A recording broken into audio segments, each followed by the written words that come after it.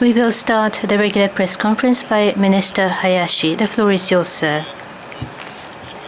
I have two messages. First of all, starting from tomorrow, from the 1st to the 2nd of April, I shall be visiting Beijing, China, at the Japan-China Leaders Summit talk of November last year.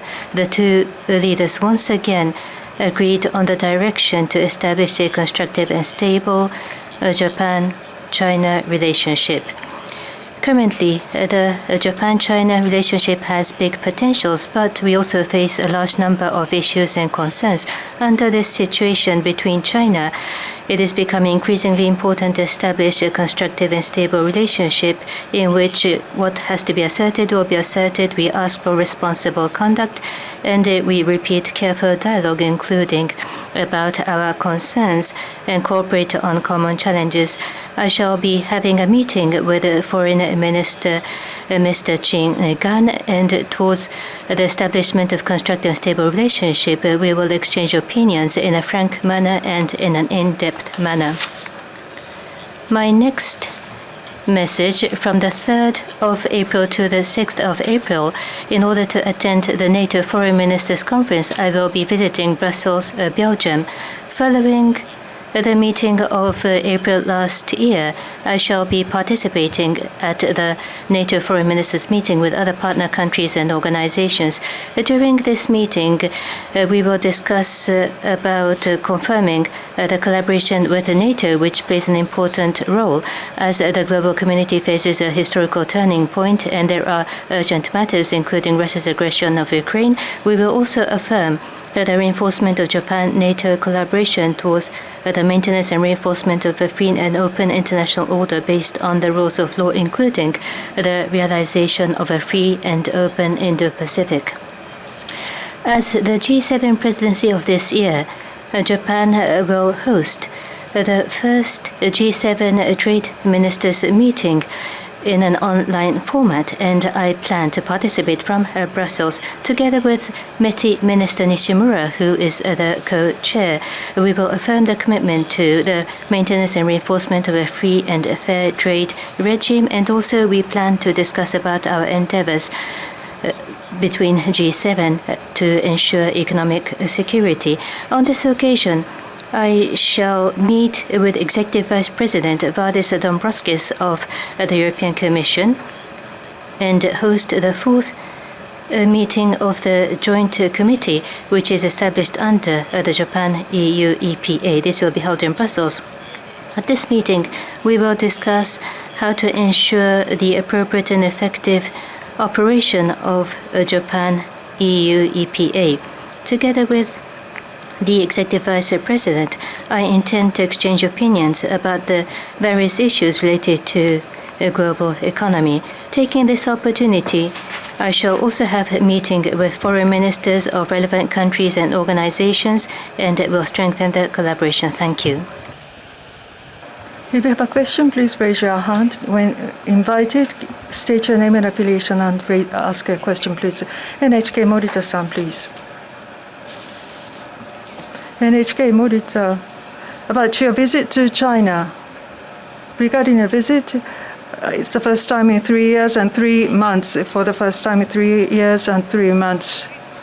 In Karuizawa, there's going to be a foreign ministerial and there's going to be Hiroshima summit meeting. So at this time, what's the significance of visiting China?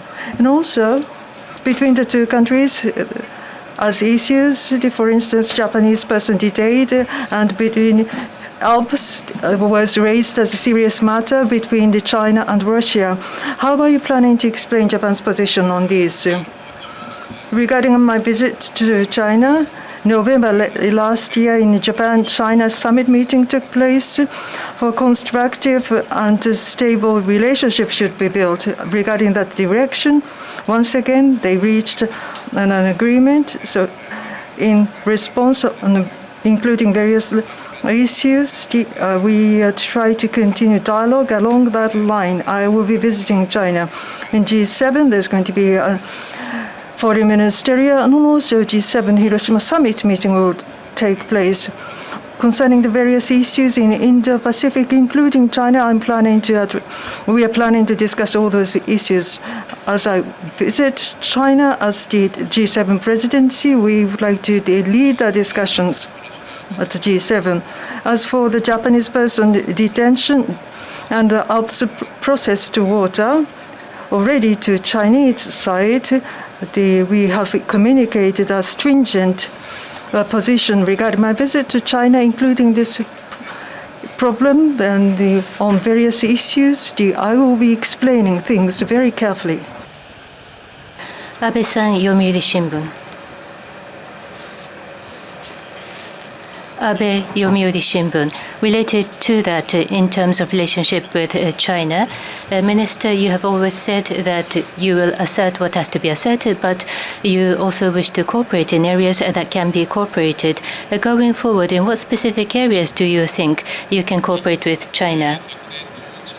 In November last year, at the Japan-China leaders meeting between the two leaders, they have agreed that in the areas of economy or people-to-people exchanges, in such areas, there could be mutually beneficial cooperation in specific areas. And therefore, during this visit to China, I look forward to frank discussion based on this situation. Mainichi Shimbun Takeuchi-san. Mainichi Takeuchi, in relation regarding a visit to China, regarding the themes versus China, the border measures, and within China, the human rights issues, and concerning Taiwan, and again, there's an issue in security. Okinawa around the Senkaku Islands, China has been engaged in military activities, and also the air, sea, the communication mechanism between the defense authorities. Are you planning to address those? Regarding the substance of the meeting at the moment, I would like to refrain from saying anything based on preconceived notion. Mr. Son Johnson-Ilbo.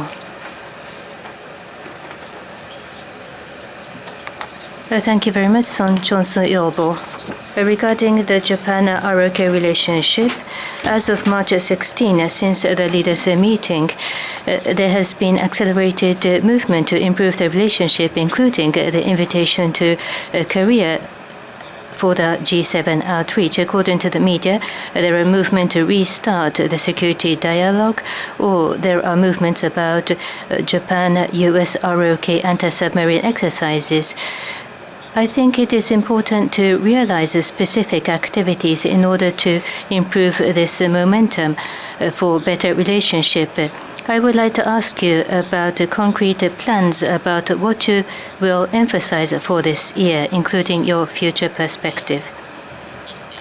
Recently, President Yoon Suk-yeol has visited Japan, and between Prime Minister Kishida, there has been a very forward-looking meeting, which is going to be a big advancement for the normalization of bilateral relationship. I accompanied the meeting, and it has been an opportunity to reaffirm that Japan and South Korea are important neighbors, and that there is a very huge potential for us to cooperate as partners to tackle various issues of the global community.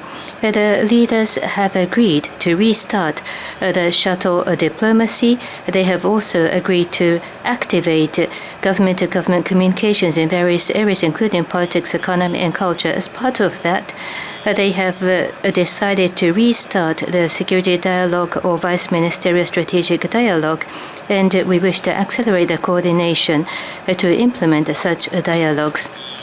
As for my position, I will proactively support the Japan-ROK dialogue by different ministries and agencies in different policy areas. By such activities, we will cultivate a climate for concrete cooperation and will solidify the momentum for a positive bilateral relationship going forward. In order to realize the concrete achievements in various areas, I shall continue close communication with Foreign Minister Park Jin, and in terms of my responsibility for diplomacy, I will do my utmost. Kyodo Ueda-san.